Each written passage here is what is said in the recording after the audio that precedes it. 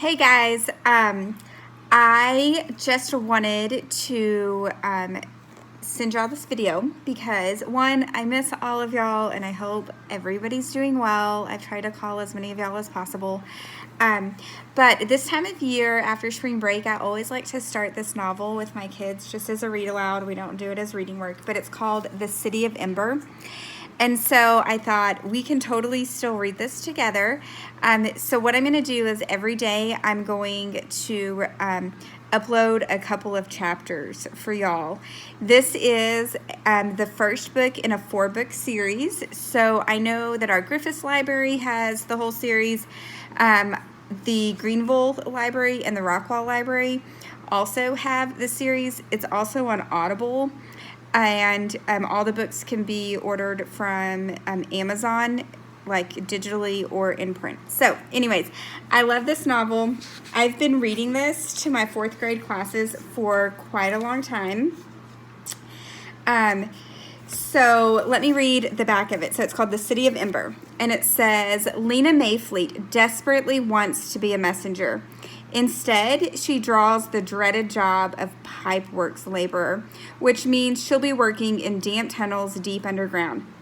June Harrow draws messenger and asks Lena to trade. June wants to be underground? That's where the generator is. And June has ideas about how to fix it.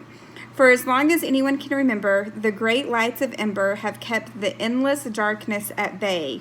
But now the lights are beginning to flicker. So like I said, it's a 4-book series, so let's get started.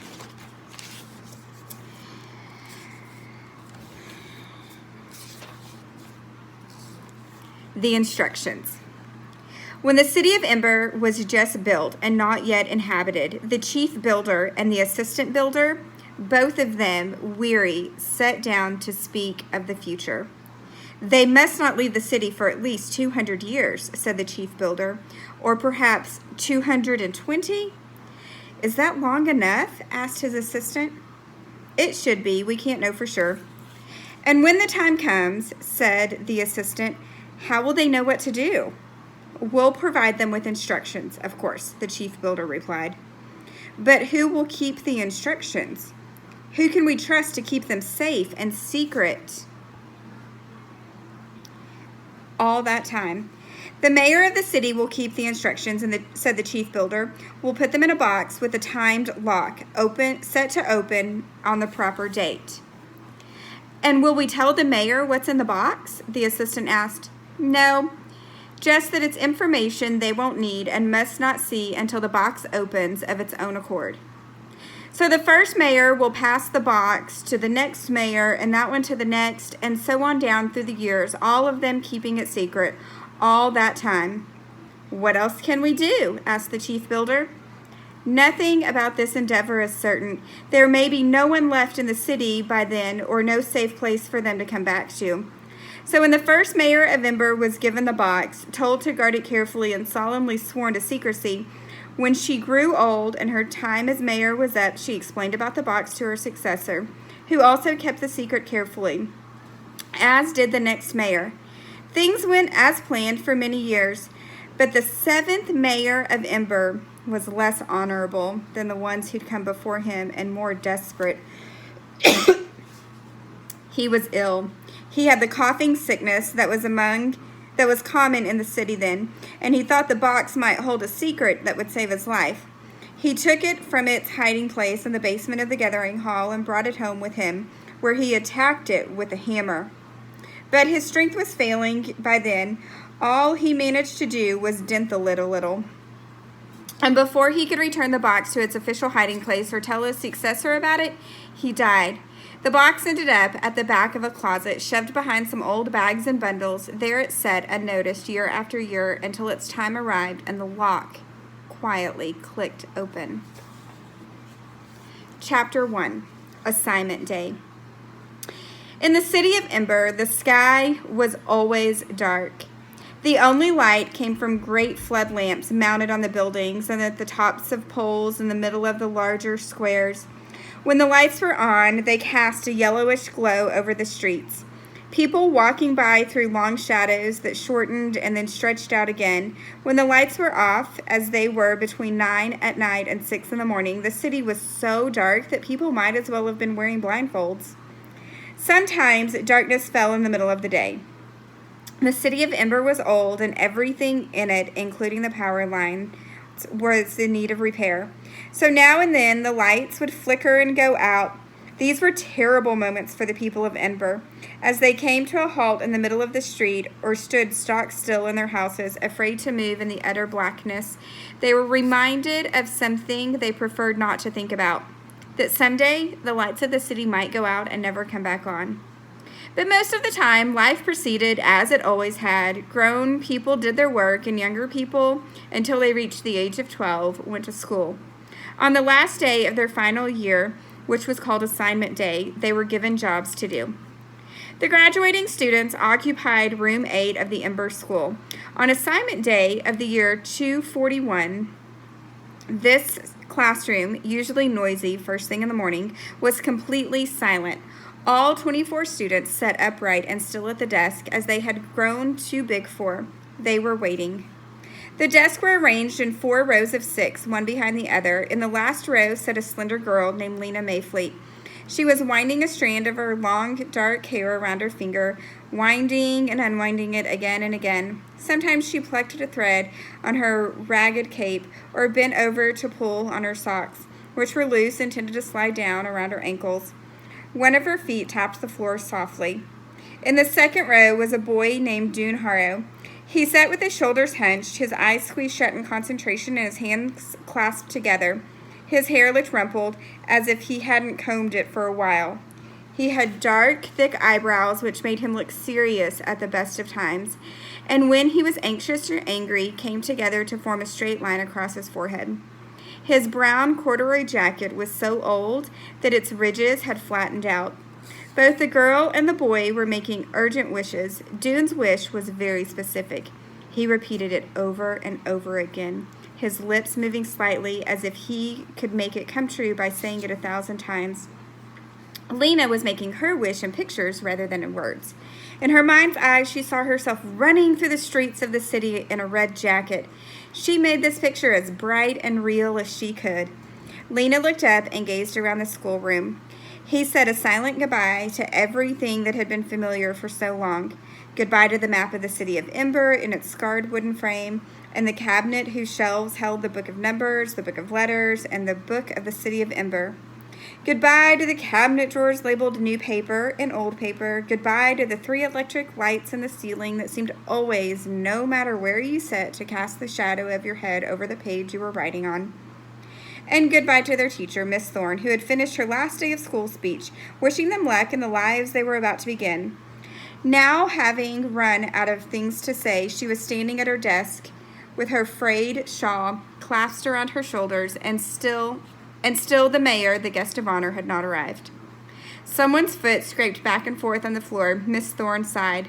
Then the door rattled open and the mayor walked in. He looked annoyed, as though they were the ones who were late. "Welcome, Mayor Cole," said Miss Thorne. She held out her hand to him. The mayor made his mouth into a smile. "Miss Thorne," she said, enfolding her hand. "Greetings, another year." The mayor was a vast, heavy man, so big in the middle that his arms looked small and dangling in one hand as he held a little cloth bag. He lumbered to the front of the room and faced the students. His gray, drooping face appeared to be made of something stiffer than ordinary skin. It rarely moved except for making the smile that was now on it. "Young people of the highest class," the mayor began. He stopped and scanned the room for several moments. His eyes seemed to look out from far back inside his head. He nodded slowly. "Assignment day. Now, isn't it?" "Yes. First, we get our education, then we serve our city." Again, his eyes moved back and forth along the rows of students, and again he nodded as if someone had confirmed what he'd said. He put the little bag on Miss Thorne's desk and rested his hand on it. "What will that service be, eh? Perhaps you're wondering." He did a smile again, and his heavy cheeks folded like drapes. Lena's hands were cold. She wrapped her cape around her and pressed her hands between her knees. "Please hurry, Mr. Mayor," she said silently. "Please just let us choose and get it over with." Dune, in his mind, was saying the same thing, only he didn't say please.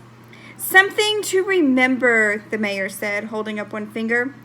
Job you draw today is for 3 years. Then evaluation. Are you good at your job? Great. You get to keep it. Are you unsatisfactory? Is there a greater need elsewhere? You will be reassigned. It is extremely important, he said, jabbing his finger at the class, for all work of Ember to be done, and to be done properly. He picked up the bag and pulled open the drawstring. So let us begin. Simple procedure. Come up, one at a time, reach into the bag, take one slip of paper, read it aloud. He smiled and nodded. The flesh under his chin bulged in and out. Who cares to be first? No one moved. Lena stared down at the top of her desk. There was a long silence. Then Lizzie Biscoe, one of Lena's best friends, sprang to her feet. I would like to be first, she said in her breathless, high voice. Good, walk forward. Lizzie went to stand before the mayor. Because of her orange hair, she looked like a bright spark next to him. Now choose. The mayor held out the bag with one hand and put the other behind his back as if to show he would not interfere. Lizzie reached into the bag and withdrew a tightly folded square of paper. She unfolded it carefully. Lena couldn't see the look on Lizzie's face, but she could hear the disappointment in her voice as she read out loud. Supply depot clerk. Very good, said the mayor. A vital job. Lizzie trudged back to her desk. Lena smiled at her, but Lizzie made a sour face. Supply depot clerk wasn't a bad job, but it was a dull one. The supply depot clerk sat behind a long counter, took orders from the storekeepers of Ember, and sent the carriers down to bring up what was wanted from the vast network of storerooms beneath Ember streets. The storerooms held supplies of every kind. Canned food, clothes, furniture, blankets, light bulbs, medicine, pots and pans, reams of paper, soap, more light bulbs, everything the people of Ember could possibly need. The clerks sat at their ledger books all day, recording the orders that came in and the goods that went out. Lizzie didn't like to sit still. She would have been better suited to something else, Lizzie thought. Messenger, maybe? The job Lena wanted for herself. Messengers ran through the city all day, going everywhere, seeing everything. Next, said the mayor. This time, two people stood at once, Orally Gordon and Chet Noam. Orally quickly sat down again, and Chet approached the mayor. Choose, young man, the mayor said. Chet chose. He unfolded the scrap of paper. Electrician's helper, he read, and his wide face broke into a smile. Lena heard someone take a quick breath. She looked over to see June pressing a hand against his mouth. You never knew each year exactly which jobs would be offered. Some years there were several good jobs like greenhouse helper, timekeeper's assistant, or messenger, and no bad jobs at all. Other years, jobs like pipeworks laborer, trash sifter, and mold scraper were mixed in. But there would always be at least one or two jobs for electricians' helpers. Fixing the electricity was the most important job in Ember, and more people worked at it than anything else. Orally Gordon was next. She got the job of building repair assistant, which was a good job for Orally. She was a strong girl and liked hard work. Vindy Chance was made a greenhouse helper. She gave Lena a big grin as she went back to her seat. She'll get to work with Clary, Lena thought. Lucky. So far, no one had picked a really bad job. Perhaps this time there would be no bad jobs at all. The idea gave her courage. Besides, she had reached the point where the suspense was giving her a stomach ache. So, as Vindy sat down, even before the mayor could say next, she stood up and stepped forward. The little bag was made of faded green material, gathered at the top with a black string. Lena hesitated a moment, then put her hand inside and fingered the bits of paper. Feeling as if she were stepping off a high building, she picked one. She unfolded it. The words were written in black ink in small, careful printing. Pipeworks laborer, they said. She stared at them. Out loud, please, the mayor said. Pipeworks laborer, Lena said in a choked whisper. Louder, said the mayor. Pipeworks laborer, Lena said, her voice loud and cracked. There was a sigh of sympathy from the class. Keeping her eyes on the floor, Lena went back to her desk and sat down. Pipeworks laborers worked below the storerooms in the deep labyrinth of tunnels that contained Ember's water and sewer pipes. They spent their days stopping up leaks and replacing pipe joints. It was wet, cold work. It could even be dangerous. A swift underground river ran through the pipeworks, and every now and then someone fell in and was lost. People were lost occasionally in the tunnels too, if they strayed too far. Lena stared miserably down at the letter B someone had scratched into her desktop long ago. Almost anything would have been better than pipe works labor. Greenhouse helper had been her second choice. She imagined with longing the warm air and earthy smell of the greenhouse where she could have worked with Clary, the greenhouse manager, someone she'd known all her life.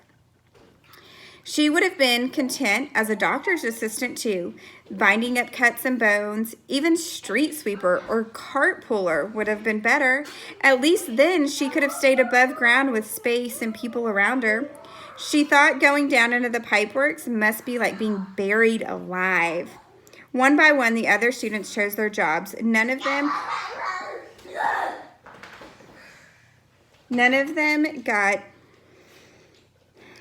got such a wretched job as hers. Finally, the last person rose from his chair and walked forward. It was Dune. His dark eyebrows were drawn together in a frown of concentration. His hands, Lena saw, were clenched into fists at his sides. Dune reached into the bag and took out the last scrap of paper. He paused a minute, pressing it tightly into his hand. "Go on," said the mayor. "Read." Unfolding the paper, Dune read, "Messenger." He scowled, crumpled the paper, and dashed it to the floor. Lena gasped. The whole class wrestled in surprise. Why would anyone be so angry to get the job of messenger? "Bad behavior," cried the mayor. His eyes bulged and his face darkened. "Go to your seat immediately." Dune kicked the crumpled paper into a corner. Then he stalked back to his desk and flung himself down. The mayor took a short breath and blinked furiously. "Disgraceful," he said, glaring at Dune. "A childish display of temper. Students should be glad to work for their city. Ember will prosper if all citizens do their best." He held up a stern finger as he said this and moved his eyes slowly from one face to the next. Suddenly, Dune spoke up. "But Ember is not prospering," he cried. "Everything's getting worse and worse."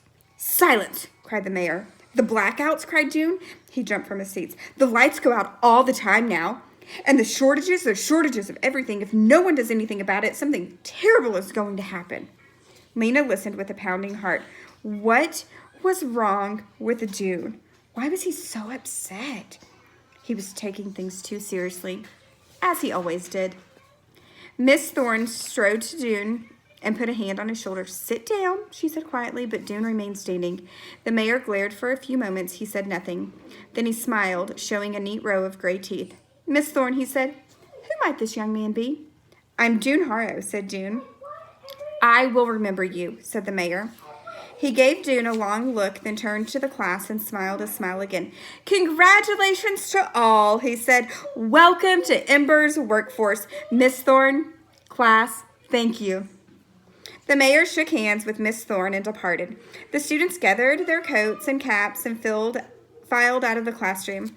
Lena walked down the wide hallway with Lizzie, who said, "Poor you. I thought I picked a bad one, but you got the worst." "I feel lucky compared to you." Once they were out the door, Lizzie said goodbye and scurried away, as if Lena's bad luck were a disease she might catch.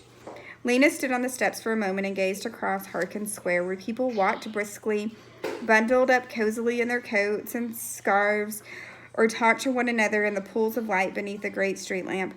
A boy in a red messenger's jacket ran toward the gathering hall. On Otterville Street, a man pulled a cart filled with sacks of potatoes. And in the buildings all around the square, rows of lighted windows shone bright yellow and deep gold. Lena sighed. This was where she wanted to be, up here where everything happened, not down underground. Someone tapped her on the shoulder. Startled, she turned around and saw Dune behind her. His thin face looked pale. "Will you trade with me?" he asked. "Trade? Trade jobs. I don't want to waste my time being a messenger. I want to help save the city, not run around carrying gossip." Lena gasped. Hey, Mom. "You'd rather be in the pipe works?" "Electrician's helper is what I wanted," Dune said. "But Chet won't trade, of course. Pipeworks is second best."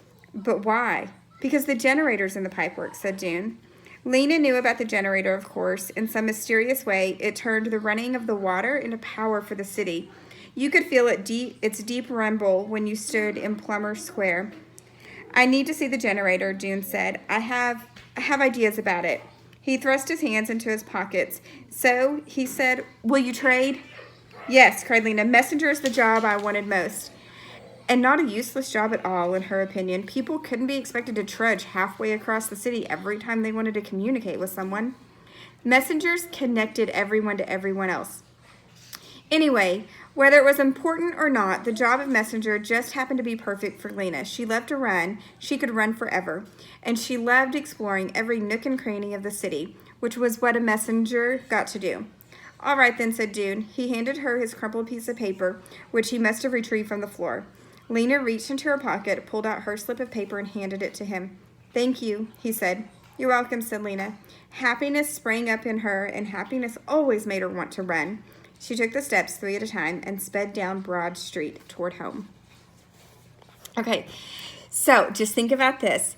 Think about how different their school is. Okay, so they only go through 12 years. That's like 12 years old, and then they choose a piece of paper for their jobs. So kind of strange. What else did you notice is really different or seems kind of off about their city? Okay, I hope y'all are going to enjoy this book with me. See y'all soon. Bye.